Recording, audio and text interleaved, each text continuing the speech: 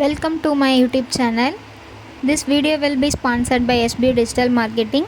திருவண்ணாமலையில் கம்பெனி வந்துட்டு லொக்கேட் ஆகியிருக்கு. டிஜிட்டல் கோர்சஸ் வந்து நிறைய அவைலபிளாக இருக்குது. உங்களுக்கு தேவையானதை நீங்கள் சூஸ் பண்ணிக்கலாம். ரெஃபரல் இன்கமும் இருக்குது. 24/7 சப்போர்ட்டும் இருக்குது. நீங்கள் டீட்டெயில்ஸ் வேணும்னா இந்த நம்பருக்கு கான்டாக்ட் பண்ணுங்கள். ஸ்கிப் பண்ணாதீங்க. பெரிய தப்பு. தினம் 300 ரூபாய் சம்பாதிக்க அரிய வாய்ப்பு. இன்ஸ்டாகிராம், ஃபேஸ்புக் பயன்படுத்த தெரிந்தால் போதும் content post and content publishing மூலமா தினம் 300 ரூபாய் சம்பாதிக்கலாம். இந்த வேலை செய்ய 5 நிமிடம் போதும். Work training support, group communication support, all language customer live chat support, முக்கியமா சொந்தமா ஒரு பிசினஸ் ஸ்டார்ட் பண்ற அளவுக்கு உங்களால கற்றுக்கொள்ளவும் முடியும், சம்பாதிக்கவும் முடியும். இந்த வேலை வாய்ப்பு வழங்குவது 5 வருடத்திற்கு மேல ரன் ஆகிட்டு இருக்க நம்ம தமிழ்நாட்டு company school of business organisation private limited. மேலும் விவரங்களுக்கு டிஸ்கிரிப்ஷன்ல கொடுத்திருக்க நம்பருக்கு வாட்ஸ்அப் பண்ணுங்க. இப்போ நம்ம சுரக்காய் வச்சு என்ன பண்ணுறதுன்னு யோசிக்கும் போது சுரக்காய் வந்துட்டு முத்திருச்சு ரொம்ப, அதனால் கடைஞ்சி தான் ஆக்கணும், வேறு வழி இல்லை. அதுக்காக நம்ம வந்துட்டு பூண்டு கொஞ்சம் உரிச்சிக்கலாம். அடுத்து வெங்காயம் 2, சின்ன வெங்காயம் இருந்தால் சின்ன வெங்காயம் போட்டுக்கோங்க. தக்காளி இருந்தால் ஒரு 3 நல்லா புளிப்பு டேஸ்ட்டுக்காக. இப்போ நம்ம அடுப்பு பற்ற வச்சு நம்ம வந்து குண்டா வச்சுக்கலாம். ஏன்னா வடை சட்டி வச்சா சீக்கிரமாக வேகாது. இதில் வந்து அந்த ஹீட்டெல்லாம் வந்து உள்ளே இருந்து சீக்கிரமாக வேகும். இப்போ வந்து நம்ம சுரக்காயை வந்து அந்த குண்டானுக்குள்ளே ஆட் பண்ணிக்கலாம். கம்மியாக வச்சுக்கோங்க, இல்லைன்னா சவுண்டு வரும். நல்லா உள்ளே சேர்த்துக்கோங்க. அப்புறமா உரித்து வச்சுருந்தோம் பார்த்திங்களா பூண்டு, அதையும் வந்துட்டு உள்ளே ஆட் பண்ணிக்கோங்க. அதை மிக்ஸ் பண்ணி விடுங்க. நம்ம தண்ணி எண்ணெய் எதுவுமே ஊற்றலை, அப்படியே இருக்கட்டும். இப்போ நம்ம வெங்காயத்தை வந்துட்டு ஒரு வெங்காயத்தை நம்ம தாளிக்கிறதுக்கு எடுத்து வச்சாச்சு. ஒரு வெங்காயத்தை கட் பண்ணி உள்ளே சேர்த்துக்கலாம்.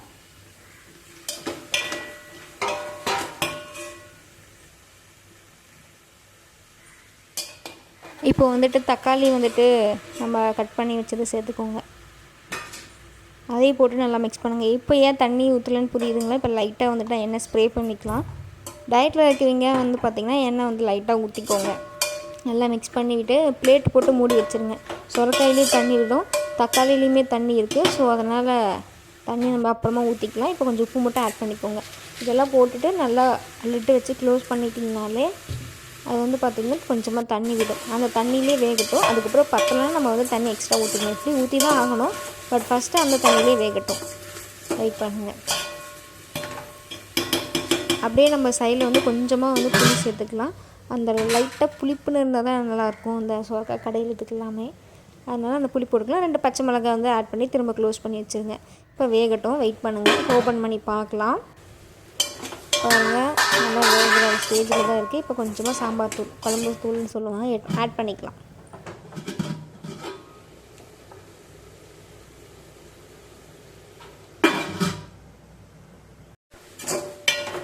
தண்ணி ஊற்றாமல் விட்டு பாருங்கள், சைடில் தீஞ்சு போச்சு. நீங்கள் எதுவும் பண்ணாதீங்க, தண்ணி வேணும் ஊற்றிக்கோங்க.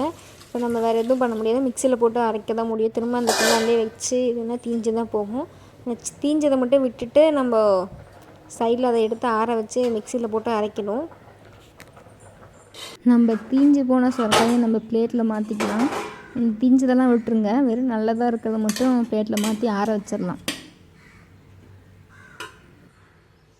நம்ம தீயை விட்ட சுரக்காய் வந்து ஆறிடுச்சு. இப்போ வந்துட்டு நம்ம மிக்ஸி ஜாரில் வந்து சேஞ்ச் பண்ணிக்கலாம். எல்லாத்தையுமே ஒன்றா போட்டுடலாம். ஆறிடுச்சு நல்லாவே. ஆட் பண்ணிக்கோங்க.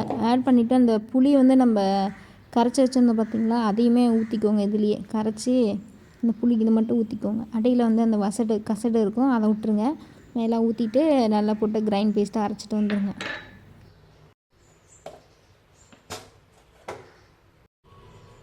நம்ம நல்லா அரைச்சிட்டு வந்துச்சு பாருங்கள். இந்த கன்சிஸ்டன்சியில் அரைச்சிக்கோங்க. இப்போ வந்துட்டு நம்ம தாளிக்கிறதுக்கு ரெடி பண்ணிடலாம். ஒரு பேன் வச்சுக்கோங்க.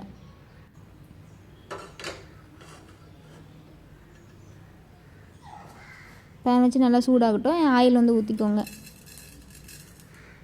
ஆயில் ஊற்றுறது கடுகு போட்டு நல்லா பொரியட்டும். அதுக்கப்புறம் நான் குட்டி குட்டியாக வந்து வெங்காயம் கட் பண்ணி வச்சுருக்கேன், அதையும் ஆட் பண்ணி நல்லா மிக்ஸ் பண்ணிக்கோங்க. நல்லா வணங்கட்டும், அது வரைக்கும் வெயிட் பண்ணுங்கள்.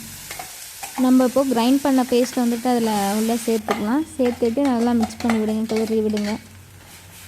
அந்த மிக்சியில் இருக்கிறத நல்லா வந்துட்டு கீழே ஃபுல்லாக அதில் ஊற்றிக்கோங்க. அவ்வளோதான், ரெடி ஆகிடுச்சி. வாங்க டேஸ்ட் பண்ணலாம். Thank you guys.